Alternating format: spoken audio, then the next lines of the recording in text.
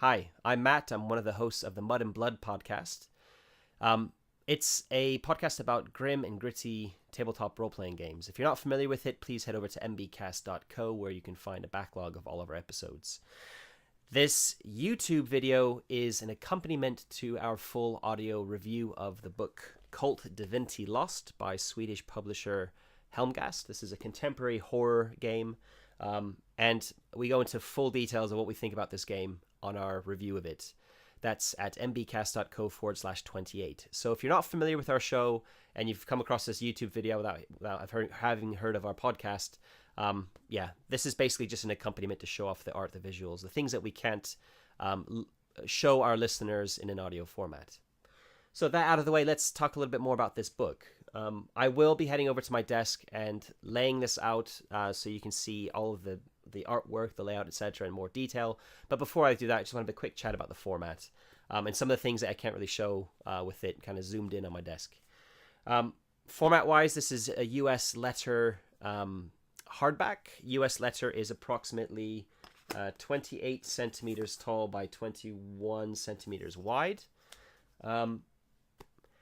The interesting thing about this format is that this is a Powered by the Apocalypse game, which basically means it is using the rules from Apocalypse World. The interesting thing, the reason I'm mentioning this, is that most Apocalypse World games are in this smaller digest format book. Digest format. And as you can see, this is a much more traditional, larger format. And interestingly, in the review, we kind of talk a lot about how this bridges narrative games and more traditional games. In fact, the designers, when we interviewed them the previous episode, also said this exact same thing. So it's interesting to see that they've gone with a traditional format for their book rather than the Powered by the Apocalypse digest format. Okay, that little interesting bit of trivia aside, let's look at the actual the book. It's a hardback book with an oversewn binding, which you would expect from most traditional RPGs. This one has a rounded spine. Most RPGs have a flat spine. All that means is that when the book is open, there's a bit more flexibility on the spine. It's a nice little touch, but it's kind of a minor thing. Nice little attention to detail there. The book comes with a golden bookmark, ribbon, to mark your spot. And the last thing I just really wanted to talk about is the little Easter egg they've put in here. When you first look at the side of this book, it doesn't look like there's anything here. There's no gilt edge or anything to the pages. However, the way they've laid out the pages on the inside means that when you spread the book slightly like this, hopefully this will show up on the video, a message is able to be read here on the side. And that message just says, "Death is only the beginning," which kind of has to do with the setting. One of the little mottos of the game. So, that said, that's all I really wanted to show from this perspective. Let's head over to the desk to look at this in more detail. So here we have the front cover. We've got a nice image on the front with the title and 4th edition core rules at the bottom. On the spine, we have Kult Divinity Lost 4th edition core rules with the Helmgast logo on the bottom. And on the back, we have a little blurb about the book. Modifius are the English language publishing distribution partner, Helmgast's company logo, and just a bit about the book. Let's take a look inside. We've got red end papers, which are, as all end papers are, heavier weight than the rest of the book. Also matte finish. The book itself, you can probably see a little bit of shining going on here with the light I'm using. They're a satin finish, possibly bordering on gloss finish paper. Quite nice, heavy weight. Can't really comment on the exact weight, but it's reasonably heavy. Then we get to the book itself. You'll see that there's a kind of a black theme going throughout it. Although the actual writing tends to be on a whitish background or a light background, it looks like it's a parchment overlaid on this background. So you've got this black background, as you can see here, kind of going through the entire book. There's no title page. There's a title page here. There's no credits page at the front of the book. The credits page is at the back. We'll come to that at the end of this little flick through. Table of contents, we've got on 4 pages. The first 2 here show the players section of the book called Book 1, The Lie. Book 2, The Madness, is for GMs. And Book 3, The Truth, is all about the setting. you may be noticing here the font. We'll come to that later when we come to book 1 because it takes up an entire 2-page spread. It's a bit hit and miss with some people. Some people find it hard to read. I don't personally find it hard to read, but we'll come to that in a second. The table of contents is immediately followed by a kind of preface or introduction, which, as you can see here, is 14 pages, 14 spreads, so 28 pages, where you have a little bit of fiction on the left and you have a piece of artwork, sorry, very shiny pages here, a piece of artwork on the right. I quite like this. It's probably not to everyone's taste, but it doesn't really detract from the book. It's an additional expense that the publishers would have paid to put this in here in terms of artwork and page count, etc. But I think it really adds to the overall kind of feel. It's quite evocative. Yeah, it doesn't really detract from anything. I've seen some people that don't like it. I'm not really sure why you wouldn't like it. You can easily ignore it. Anyway, so that out of the way. Book 1. So we've got this kind of follows through the rest of the book. You can see here the page borders have this gold gilt material, which is really nice. It's shiny. It catches the light. Quite a premium feel to it, and it's here on the book spreads as well. So there you can see the font in a great deal of detail here, and you can see why some people might not like it. This is a K. This is a B. They look very similar. I think an A probably looks very similar, and so does an R. So it might be a little bit hard to read, but really in context, I haven't really had any issues. It follows through on all of the headers. You can see here the headers have the same font. This says Beyond Darkness and Madness. In fact, the A does look different to a B and a K. And here's an R. The R also looks different. So I'm just wondering. No, this is a completely different font. Sorry. So we're looking at different fonts for the headers, which are a little bit easier to read because I'm just looking at a K here and a B here. Very easy to distinguish them. So apologies. We've got a different font for the book introductions. They're also using the same font here for the kind of call-out letter for the first letter of the introduction. Something worth pointing out here, you might be looking at this and thinking, oh, red text on a black background, that is really hard to read. It's only really used on these chapter introductions, and this is an overview of the chapter. This finishes with a full stop with a period, and the actual chapter begins afterwards on a white background. So if you have problems with distinguishing the contrast or with reading this, don't fear. You can it's only used for an overview. You can still read the entire contents of the book without having to read that. And if you've got it on PDF, you could theoretically just highlight that, paste it somewhere else, or maybe just highlighting it would change it to a kind of a white text while it's highlighted. I don't know. It probably depends on your PDF reader. Anyway, let's look at format here. This is a good starting point. I've already mentioned the page borders. These are used consistently throughout the entire book. There's no variation to them. They're at right angles with the book itself, so nice and orderly. And then, as if to juxtaposed to that, we have these kind of wonky. The rest of the page layout is very wonky. You can see here that we've got a slight diagonal looking like tear to some parchment here, which kind of really stands out with the kind of rest of the right angles here. And also, I'm not sure if you're able to see this. We'll look at it at a different page perhaps, but the columns are not always straight. In fact, often, if not all the time, they are slightly off right angle. You can't see it very well here, but we'll come to it on another page. I'll find a better example of this. And worth pointing out that these tears, these diagonal lines, even these kind of columns that are at a different angle, are not used consistently throughout the book. They're constantly changing it up. The spreads are constantly changing, which is something I really like. It just shows they're putting a lot of effort into layout, and this is a contemporary horror game, so the fact that you've got this slight kind of things are slightly shifting around, things aren't perfectly lined up, although the borders are, and it all just slightly messes with your head, and it's just a nice little layout tweaks that really help immerse you into this setting, I feel. Yeah, just following through with just looking at layout here, you can see that again we've got some torn edges with the background. In fact, you can see this column kind of just narrowing here and then expanding on the other side. Here you can see it looks like a two column spread throughout the book, but where the layout needs to change, they've allowed a single spread. And this is our first kind of table. It's not really a table. It's the it's how a move looks. This is called Influence Other. And it basically shows you what the different dice results mean in a kind of tabular format with the description underneath. Again, we're mixing it up. Chapter 1 looked like this, the kind of chapter page introduction.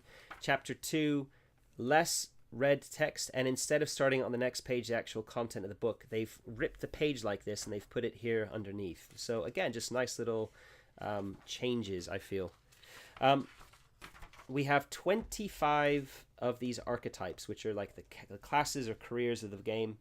Each of them have a 2-page spread, and each of them have an image for the archetype. So that's kind of nice. You can see that it looks like there's a consistent use of these torn diagonal pages, but they are not used consistently. So you can see some are more extreme cuts than others. And in fact, 1 or 2 of them also change things up by going this way rather than this way. So yeah, nice little change there. Let's try and show some more of the layout very quickly. I want to show an example. Okay, so here's a table. Most of the tables I've found are they fit in with a 2-column spread, so they kind of flow really nicely with the text. Obviously, some of the tables are a lot bigger. Character traits has a ton of information in them, so they've gone for a one column layout here for these. But really, just want to show you the tables. They have these gilt gold row headers, and then there's no kind of shading or anything in the text itself, just horizontal lines cutting it up, no vertical lines, which I quite like. Again, it's a pretty minor thing really, but it's easy to read. Lots of tables here. Here you can see that they've gone with headers for these. These are dark secrets specifically I'm looking at here, but you can see that they're this gold gilt finish, which is really nice. Some of the call out art is some of it is in this kind of central position on the page, but in this strange kind of iconography. We'll come to that later. There's a specific reason for why it looks like this. I'll show you a little bit later in the video. Yeah, and I just think that's all I want to show really. I thought I might show a table that's in a 2-page spread. Try and find one. They're going to be at the front here somewhere, maybe where the GM's section is. I should have probably have bookmarked one. Here we go. So we've got a number of tables here. They follow the same format with the gold gilt tops, horizontal lines. Yeah, but they flow quite nicely in with the rest of the 2-column spread. The last thing I want to talk about is the use of this wonky edge, wonky columns. Here's a really good example. You can't miss this one.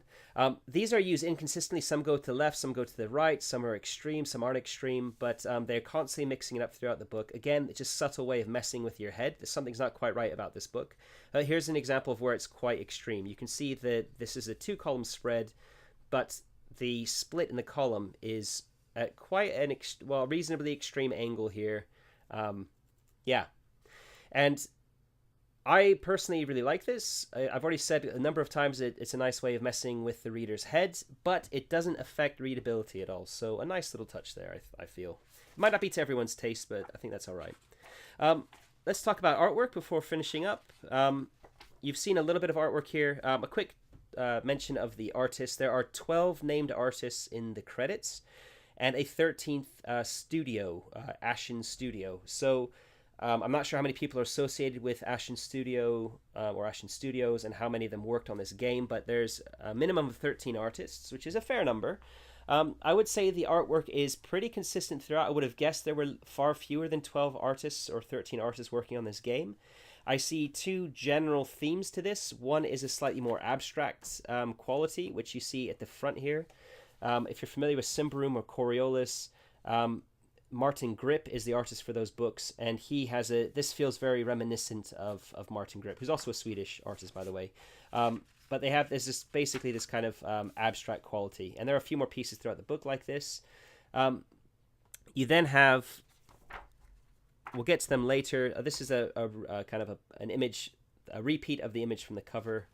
But as we go to the back half of the book, we start seeing creatures, and the creatures are in much more detail. Clearly a different artist, and really the style, I can't really, I couldn't tell you how many artists were working on these, but there's a very, very consistent style throughout the book with these images. So yeah, kudos to Helmgast on their art direction, because it feels really consistent. It feels like there are, it feels like the character imagery, the creatures, etc., all have a very, very consistent style. The landscapes have a very consistent style, which is a little bit more abstract, a little bit more dreamy, and the chapter headers also are kind of not this one necessarily, but well, quite a lot of them are symbolic. They've got it almost feels like you're reading a tarot card, where you've got lots of different imagery going on. Yeah, very evocative. I'm just trying to find a good example, like this one here. No idea what's going on. There's hands coming out of this lady's head. There's a baby here with an eyeball above it. She's holding a gun to her head. You can't see any pupils or irises in her eye. There's a cross over here on the side. So clearly a lot of imagery going on here. But yeah, that feels like that's consistently very symbolic at the start of the chapters. Yeah, and it just a nice follow through for the rest of the book. And again, here's some more pictures of these images of these creatures.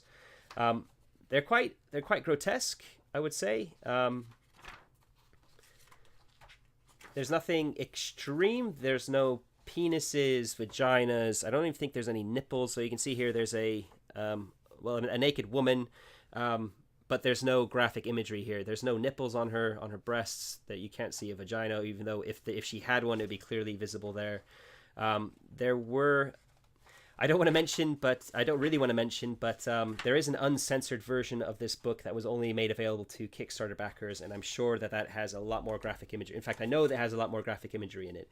But this is the image. This is the version of the book that's available to the public, and yeah, you won't find anything super graphic in it.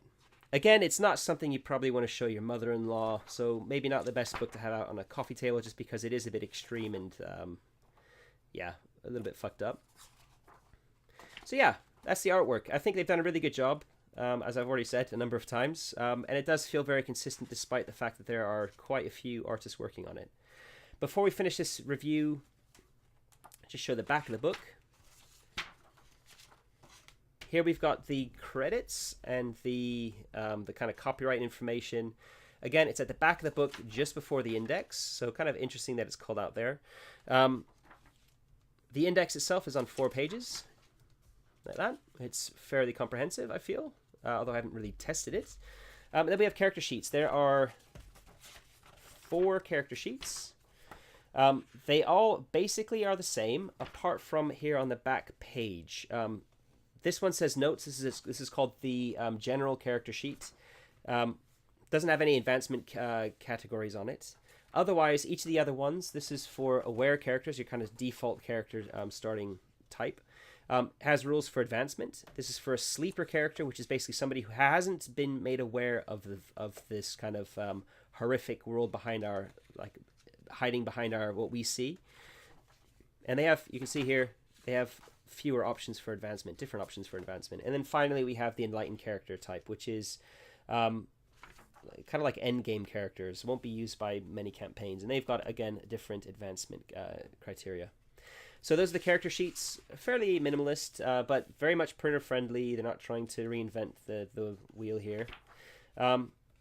Player moves is the last handout. Again, you can get these all free online if you want to print them out. This is a 2-page spread, as you can see, front and back, with all the moves that the players can make. So a nice handy reference to give along with a character sheet to a player. So a player would normally have 2 pieces of paper with double-sided text on them. You'd have the character sheet, which is 2 sides, and the player moves. In fact, you could probably share player moves between the characters. And that is it for this book. I'll just plug the audio review again. The audio review is mbcast.co/28. And again, we go into a lot more detail about this book, the mechanics, the setting, accessibility, everything to do with it. Again, it's 2 hours long. Go ahead and check that out if you're interested and you're not familiar with our show. And otherwise, if you've got any questions or comments, go ahead and pop them in the comments below and we'll get back to you. Otherwise, thanks for watching and catch you next time.